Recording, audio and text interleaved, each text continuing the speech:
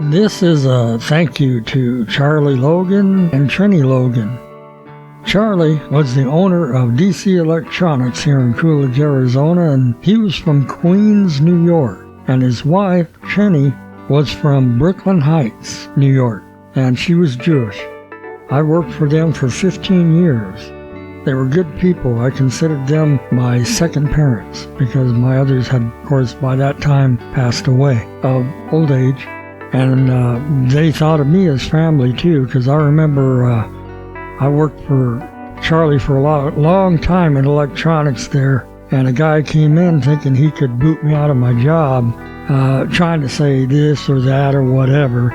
So Charlie basically looked at the guy and said, "He's my top tech. Get your TV and leave." The guy was mad. He picked up his TV, left, and never came back. Thank you, Charlie. You are my family. Now, I remember there was a time at the American Legion, Charlie and Trini were there, and they got me into the Legion, and Trini was asking me, "I see you're learning Hebrew." I go, "Yes." I was very interested in it, and at that time, I was just beginning to learn Hebrew. She could speak Yiddish very, very good.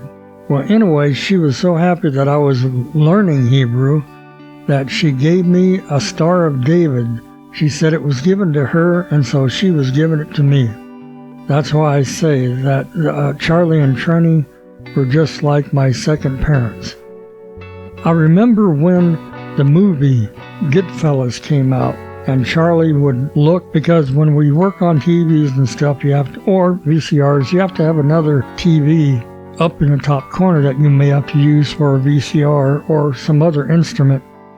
So anyway, we'd look up and saw the Goodfellas ad for the movie, and he looked at me and says, "Irv, I was one of those guys."